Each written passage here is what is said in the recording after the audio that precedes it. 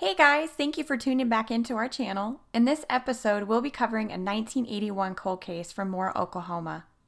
Please leave your theories on this case in the comment section below, and don't forget to like and subscribe. Tracey Diane Waterfield was born on January 5, 1960 to James and Sandra Waterfield in Canadian Texas.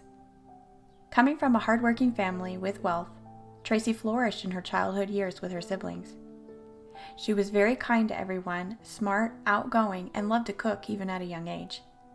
In high school, she played golf, tennis, basketball, and was the head cheerleader in her senior year. She was also a part of the Honor Society and Student Council. She graduated from Canadian High School as class salutatorian in 1978.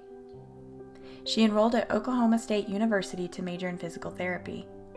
She was a part of the Pi Beta Phi sorority and was a mat maid where she cheered on and promoted the school's wrestling team during meets. While attending school, Tracey went on a blind date with a man named Jeff, and the pair instantly connected and fell in love. On Saturday, July 26, 1980, Tracey married the love of her life, and the two moved into a duplex together in Moore, Oklahoma. At the time, Jeff was attending medical school at University of Oklahoma in Oklahoma City. He had dreams of becoming an orthopedic surgeon. Newlywed life for both Tracey and Jeff was wonderful. The pair loved spending time together and having fun, even during their busy schedules. Monday, January 5, 1981, people were tuning into their radio stations and listening to the #1 hit Just Like Starting Over by John Lennon. The very popular sitcom Harper Valley PTA was playing on television, and in the United Kingdom, the Yorkshire Ripper was appearing in court to be formally charged with 13 counts of murder. In Moore, Oklahoma, it was Tracey's 21st birthday. From many accounts, the beautiful blonde was running errands and cleaning the apartment from morning to noon and getting ready for the evening. Jeff was in class all day but couldn't wait to celebrate his wife's 21st birthday. Once his final class was over, Jeff went to a department store and purchased a birthday card and a very expensive bottle of perfume for his bride. Around 5 p.m., he arrived at the duplex in Moore and went inside. There he saw 2 lobster tails sitting on the kitchen counter. The television was on, and it looked like Tracey had been ironing. However, Tracey was nowhere in sight and didn't answer when he called for her. He went into their master bedroom and sadly found Tracey deceased, lying face up on their bed.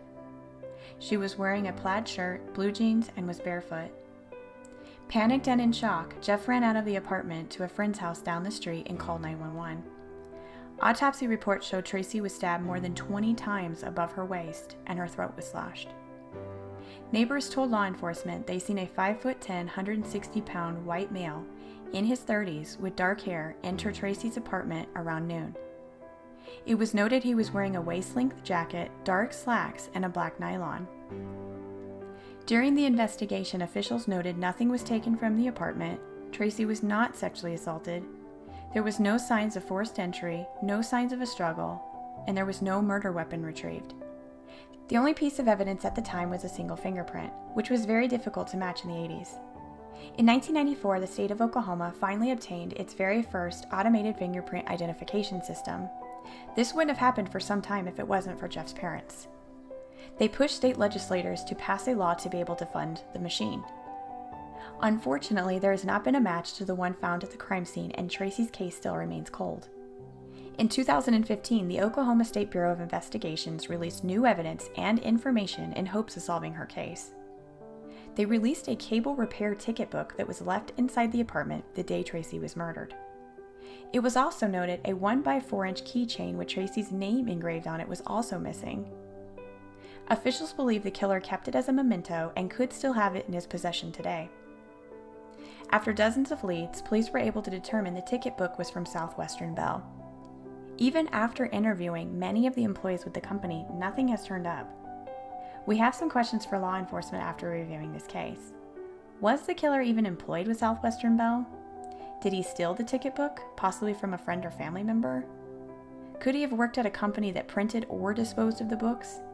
Has a handwriting expert looked at the ticket book to see if there's 2 different types of writing? Lastly, why is there not an updated sketch of the possible suspect? Nonetheless, OSBI, Jeff, and Tracey's family has never given up hope on finding out why and who did this to Tracey. This January 5th will mark 39 years since Tracey was brutally murdered. If you have any information or tips, please call 1-800 522-8017 or submit a tip online at tips@osbi.ok.gov.